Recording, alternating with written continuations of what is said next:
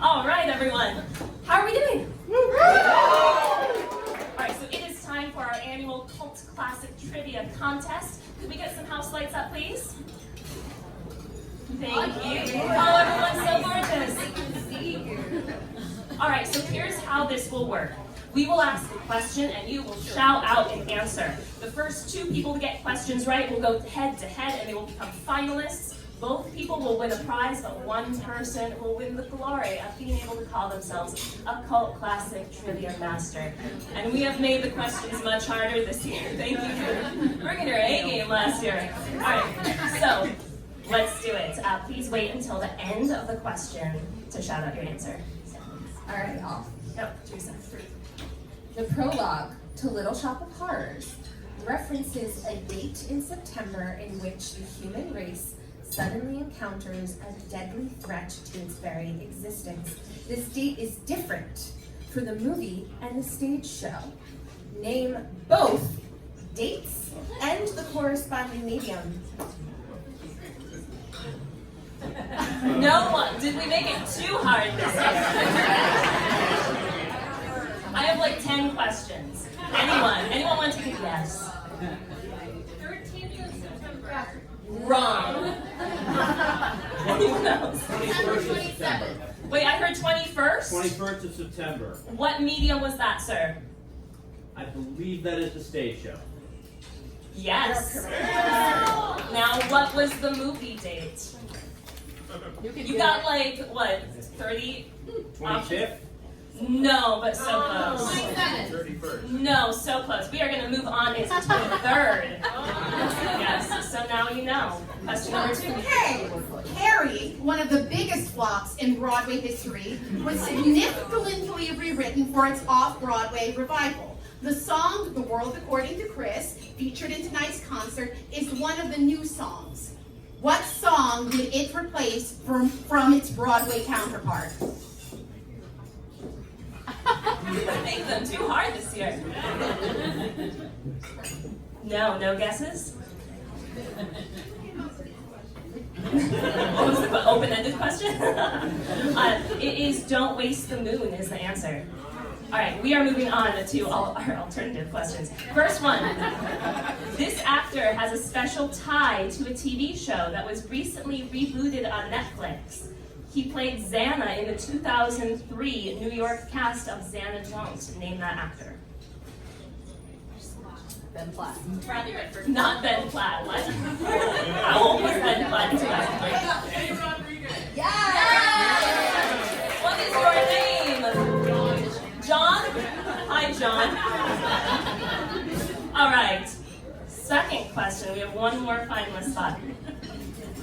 Neither the original production of Sideshow nor the recent revival won the Tony Awards for Best Musical and Best Revival of a Musical. What two shows did during those years? Last year was too easy. Okay. Not Avenue Q. You want a clue? The first show was in 1998, and the revival was eligible for the 2015 Tony Awards. Parade, Cabaret, no. They both have to do with royalty. Oh yeah, they do. The King and I's one. Do you know the other one? The King and I revival in 2015. Not She Loves Me, no. Not Spanla, no. Not 1998. So it was in 1998. If that The original musical in 1998. Let's move on. The Lion King. It's royalty, right?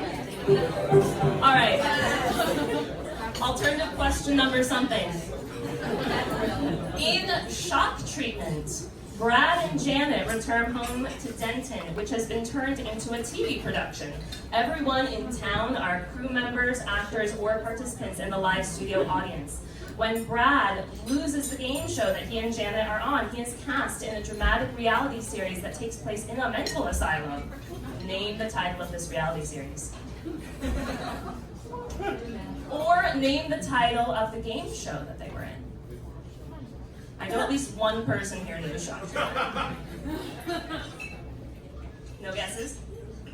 Marriage Maze and Dentonvale. Are we ready for more alternative questions? Here we go. Another Carrie question. The music from the song Her Mother Should Have Told Her, cut before the show made it to Broadway, was reworked in the revival as what song? I was hoping to save these questions for next year. Answer them. I think it'll be okay to do so. Once you see. Alright, stop. Alright, here we go. Here's an easy one. It was even on our social media pages this week, so if you saw it, you know. Okay, 2 actors who played love interests in the off-Broadway revival of Carrie went on to play love interests again in a non-cult hit musical on Broadway. Who were the actors? And what was the show? Christine Altamere and Derek Klena and Anastasia. Thank you. What is your name? Michelle. Michelle and John. All right. You ready? We're going head to head. This is my favorite question, which probably means it's the hardest. Shock treatment is often referred to as a spin-off, a parallel story, or the sequel to Rocky Horror Show. There were several other sequel scripts written by Richard O'Brien, including an untitled stage show that fans referred to as Rocky Horror: The Second Coming. Eyebrows, yep. There are 3 more sequel drafts. Name the titles for all 3. John, do you know? Zero clue. I will accept 1. All right, I'm going to say this answer because it's delightful. Here it is. 1 is Rocky Horror Shows His Heels. There are spoilers here, by the way, so if you haven't seen Rocky Horror, where have you been? And why are you here? So Rocky Horror Shows His Heels. Dr. Frankenfurter is resurrected, and Janet is pregnant with Frankenfurter's child. I love it. Is that?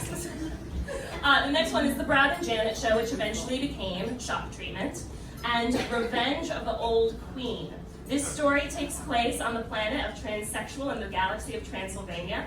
Frankenfurter's mother plots her revenge against Riffraff, and Riffraff tries to go back in time to stop himself from killing Frankenfurter. Meanwhile, Brad becomes a go-go dancer in Las Vegas and falls to his death in a trapeze accident. You can't make this up, but Richard O'Brien did. All right, so, I'm sorry, one more time. What's your name, Michelle? Michelle and John, if you could stand up. We have a non-trivia tiebreaker. Last year, we asked during the tiebreaker to have people do their best impressions of Frankenfurter or Rocky. This year, we are asking for your best Audrey 2 from Little Shop or Heather Chandler. Totally different direction. If you need a cue line, feed me, Seymour, yeah? Or Heather Chandler, well, fuck me gently with a chainsaw. Yeah? Good options. Here we go. John, you're first. Feed me, Seymour. Feed me all night long.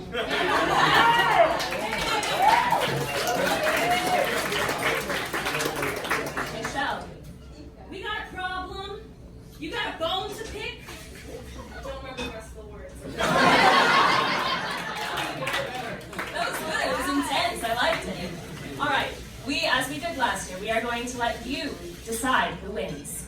By applause, sounds, whatever you want to do, here we go. John, should John win?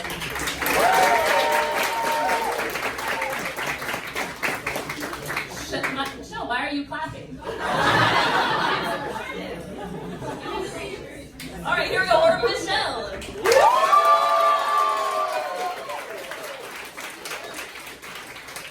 Michelle, you have won. Teresa, tell everybody what they've won. They're great prizes. So, our prizes were donated by Levain Bakery and Schmackeries. Real fancy this year. Trip will deliver your grand prize. So thank you, Levain, and thank you, Schmackeries, for donating. And thank you